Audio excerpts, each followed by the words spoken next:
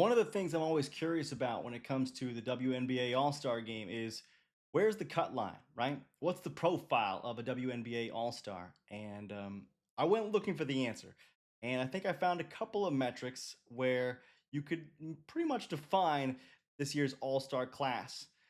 So I went looking deeper and tried to find where there were misses as well, where there were snubs. But all that got me thinking, how could this apply to the American Athletic Conference? Because that's right up my alley. So I took a look and I tried to find commonalities between WNBA All Stars and American Athletic Conference women's basketball first or second team honorees. And through that, I think I also identified some potential breakout players for the coming season. Stay with me. This is many ways to win.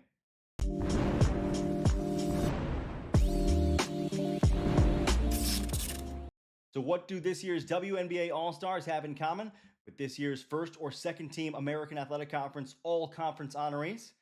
Let me tell you, 12 of the top 13 in each league made All Conference. Only one missed. In the American, it was Celeste Blow this year, and it was Brittany Sykes in the WNBA. Interestingly, both those players shoot 36% from the field, so it looks like the coaches that voted on those awards tended to favor players that shot a little bit better or scored a little bit more. What else? Well, the leading rebounder for each was honored with all conference honors. It was Misha Lampkin in the American, it was Angel Reese in the WNBA. Also, turnovers tend not to matter, especially because the ball usually is in the hands of so many of the great playmakers in both leagues. Four of the top seven in each league in turnovers were given all star or all conference commendation.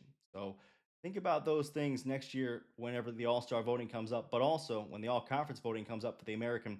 And for what it's worth, I think winning counts as well to some degree. Nobody from the Connecticut Sun made this year's WNBA All Star team. Likewise, nobody from the Charlotte 49ers made all conference honors last year in the American, and Charlotte was one of the teams ranked toward the bottom of the standings. But I had some deeper dives in thinking about, okay, who got snubbed, who didn't from the WNBA All Star game. And I tried to find basically two baselines for what qualified you to be an All Star. And I'm not saying these are the only baselines you can pick, these are just the two that were readily available to me that seemed to make some sense. So I went with two things: one, points per game, and two, PER. And people have their problems with PER. I recognize it places offense ahead of defense, but those are the two metrics I used in this particular go round. And I tried to find out, okay, what's the minimum? What's the threshold generally for getting honors in either league using those two parameters? So in the WNBA, you were at least in the 64th percentile in scoring if you were an all-star on average, and you were tended to be 75th percentile or better in PER. That doesn't apply to all the all-stars, but on average, that's kind of where you fell. So the WNBA maybe can be a little bit stingier in those categories than the American. In the American, you generally saw all conference selections being in the 60th percentile or better among those two conference statistics: points per game and also PER. On average, when you combine those two, if you combine the percentiles in an aggregate, okay, so if you're in the 80th percentile in one, you're 75th percentile in the other, that's an aggregate of 155, okay? On average, first team all conference players in the American had an aggregate of PER and points per game percentiles of 180, and second team all conference players had an aggregate of 162 between PER percentile and points per game percentile. So that doesn't fit everybody in, but that tended to be the case for most of the players' honor. Now, when you look at who the potential players are that are going to break out this year, they did not get those honors, all conference or the American, first team or second team. And perhaps they should have, but again, it's a jam-packed field of players competing for those honors, and you tend to find that 20 spots may not be enough to fit all the deserving candidates. So I think I found three veteran posts who are returning to the American who should have a great chance to be breakout candidates. And by that, I mean they should have the chance to make all conference this year. And you'll see some similarities between them, but mostly the similarities are that they are already productive players, they are post players, and they are not young. They have played basketball and they have seen it in this league. Let's start with Keanna Rembert because I think she's going to be in an interesting situation. Rembert, I think, moving teams from Charlotte to East Carolina might have to change a little bit of the way that she plays, but I think other elements of her game are going to fit in nicely in Greenville. She's in a new situation, yeah, but I think also there's going to be plenty of post touches to go around. You lose the Weiss sisters from East Carolina, you lose Amaya Joyner to transfer. So I think Rembert comes in as a veteran there and can make an instant impact with her length, with her athletic ability. Those should play well in Kim McNeil's aggressive brand of defense. Her efficiency, her scoring, both have gone up throughout her time at Charlotte. She continues to get to the free throw line at a good clip, and I think she won't have to do necessarily the duties of quote unquote a number one offensive player at East Carolina. I think she's got a good complement of backcourt players around her at East Carolina. They fortified that from the portal. So I think Keanna Rembert for me is certainly a candidate for a breakout season this year, potential all conference honors as a veteran forward.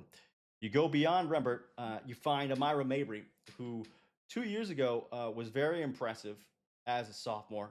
Last season, I think, was an adjustment year for her with Ashley Langford taking over, of course, for the retiring Lisa Stockton. And she also had Sharice Pittman to compete with, and Pittman had already played for Langford up at Stony Brook, so had a little bit of an edge there in terms of experience in that system. So Mabry scored slightly less, but she still gets to the line. She gives you close range finishing. She defends in the post. She rebounds the ball well.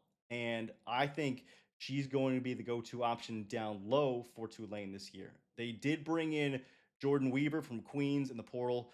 Weaver seems like more of a face up four, somebody who can, stretch out a little bit, play from the elbow, even play from distance. And I think that also helps Mabry in some ways. I think it makes her a little more dangerous down low because I think she's in a good spot to be one of the best true post players in the American. And this is a league that tends to have those in short supply, right? It's a premium put on post play in women's college basketball, and this league in particular. She's got a chance to be one of the really, really good ones, I think, coming up this year. The last one I wanted to touch on was Laura Mputu from South Florida, who had a tremendous season. I mean, you think about 2 years ago, she started one game. This past season, she started 31 games. That is a world of difference for Jose Fernandez's side. And I think you see it certainly in her play. She narrowly missed, I think, all league honors. Her reach and her finishing helped her shoot 61% from close range, right? I think 61% from the floor, if I'm not mistaken. She can protect the rim, I think over 30 block shots last year. And she benefits from playing beside a veteran in Carla Brito, who doesn't have the flashiest game, but has been extremely productive in that system, even since her time as a younger player. So I think that has helped her a lot. Brito spreads the floor a little bit, provides a little bit more of that outside shooting. Mputu does not, but Mputu, I think, is a nice fit inside. She's had the benefit of, like Keanna Rembert, South Florida adding to that backcourt from the portal. So I don't think she has to force anything offensively necessarily this year. Um, with the way she played defense last year, I think she will have a chance to be a Defensive Player of the Year candidate. It's tended to go to the steals leader in the American, not the blocks leader, but you never know. And I think she's certainly got the length and the experience and the anticipation to play big on that side. So I think she'll be in the mix for that, with other, big defensive forwards like Dylan Hannah at Tulane, like Jaleesa Molina at Temple. So those are my three picks for potential breakouts in the American this year. So we'll have to see how it all plays out. I'm Tyler Springs. This is Many Ways to Win.